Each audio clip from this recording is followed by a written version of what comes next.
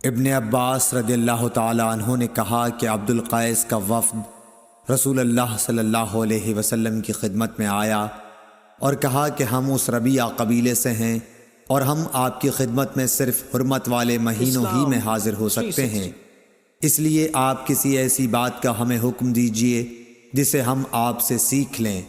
اور اپنے پیچھے رہنے والے دوسرے لوگوں کو بھی اس کی دعوت دے سکیں۔ آپ نے فرمایا کہ میں تمہیں 4 چیزوں کا حکم دیتا ہوں اور 4 چیزوں سے روکتا ہوں۔ پہلے خدا پر ایمان لانے کا، پھر آپ نے اس کی تفصیل بیان فرمائی کہ اس بات کی شہادت دینا کہ اللہ کے سوا کوئی معبود نہیں اور یہ کہ میں اللہ کا رسول ہوں، اور دوسرے نماز قائم کرنے کا، تیسرے زکوٰۃ دینے کا، اور چوتھے جو مال تمہیں غنیمت میں ملے اس میں 5واں حصہ ادا کرنے کا،